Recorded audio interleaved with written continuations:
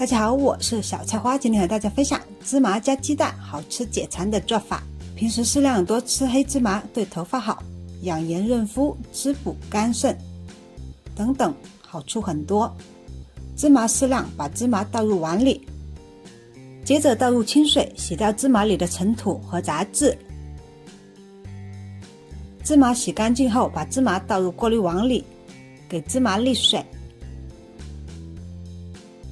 再把沥了水的芝麻倒入锅中，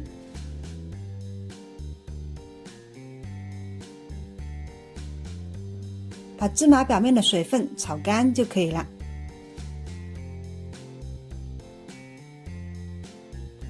然后把芝麻倒入料理机中，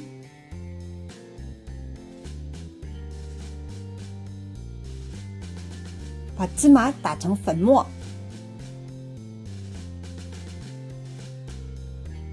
拿来一个小碗，把打好的芝麻粉放一半到小碗里，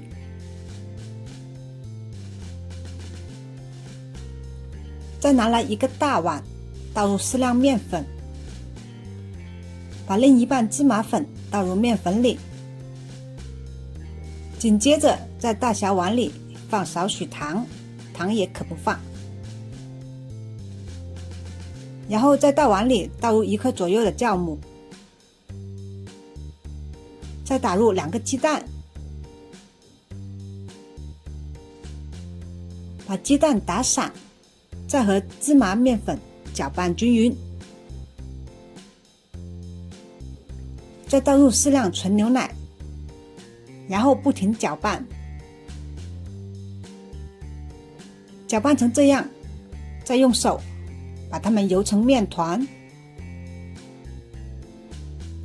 揉至不沾手不沾盆的面团就可以了。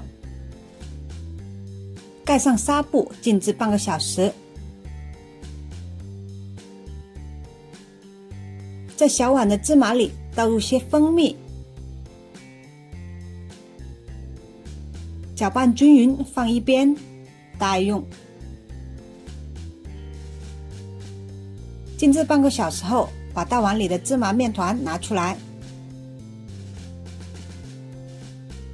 把芝麻面团揉至表面光滑，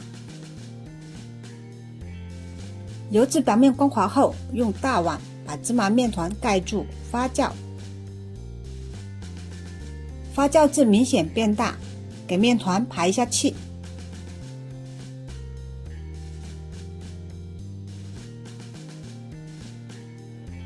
接着把芝麻面团揉成长条，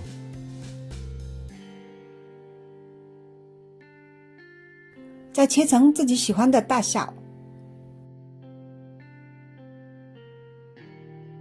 拿起其中一份面团揉成圆形，再用手把它压扁，紧接着拿来之前拌好的蜂蜜芝麻，勺适量蜂蜜芝麻放在压扁的芝麻面中间，再把它封一下口，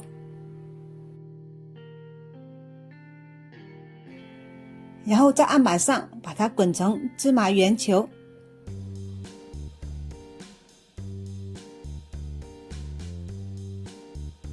把做好的芝麻圆球放到蒸锅里，盖上锅盖静置半个小时，半个小时后大火蒸10分钟就可以了。